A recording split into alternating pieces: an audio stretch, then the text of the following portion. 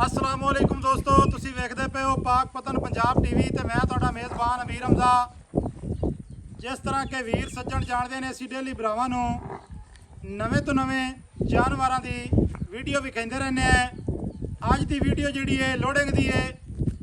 एक जोटी 8 महीने दी आमला तुसी वेखी होनी है भाई बशीर वाली। एक पहलन जोटी भाई मोहम्मद अहमद वाली तुसी वेखी होनी है।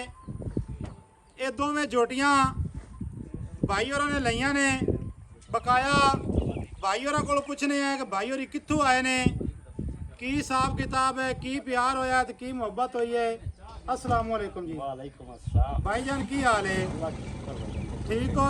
सेहतां तबीयतां वाले न? भाईजान कित्थों तशरीफ लियांदी? जिला बक्कर है जी, तहसील जिला- बक्कर है, जिला ही बक्कर है। जिला भी बक्कर है, तहसील भी बक्कर है।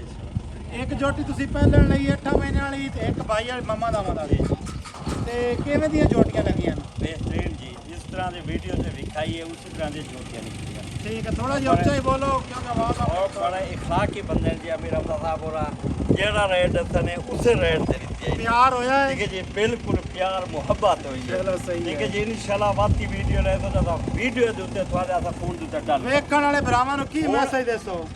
अमीर हमदा बिल्कुल एक नंबर बंदा है।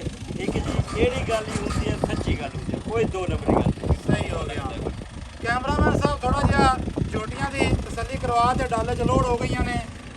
जानवर थोड़े ਜਿਹੇ ਜਿਹੜੇ ਨਾ ਔਖੇ ਲੋਡ ਹੋਏ ਨੇ, ਇਸ ਵਾਸਤੇ ਪਹਿਲੇ ਜਿਹੜਾ ਨਾ ਲੋਡ ਕੀਤੇ ਨੇ ਤੇ ਬਾਅਦ ਦੇ ਵਿੱਚ ਮੈਂ ਕਿ ਚਲੋ ਵੀਡੀਓ ਦੀ ਨਿਸ਼ਾਨਦੇਹੀ ਜਿਹੜੀ ਹੈ ਉਹ ਕਰਵਾ ਦਿੰਨੇ ਆ। ਇਹ ਪਹਿਲੇ ਨੰਬਰ ਵਾਲੀ ਭਾਈ ਮੁਹੰਮਦ ਅਹਿਮਦ ਵਾਲੀ ਝੋਟੀ ਹੈ। ਇਹ ਦੂਸਰੇ ਨੰਬਰ ਵਾਲੀ ਮੁਹੰਮਦ ਬਸ਼ੀਰ ਵਾਲੀ ਜਿਹੜੀ 8 ਮਹੀਨਿਆਂ ਦੀ ਗੱਭਣ ਹੈ। ਵੀਡੀਓ ਚੰਗੀ ਲੱਗੇ ਸੱਜਣਾ ਤੇ ਬੇਲੀਆਂ ਨਾਲ ਲਾਜ਼ਮੀ ਸ਼ੇਅਰ ਕਰਨੀ ਹੈ।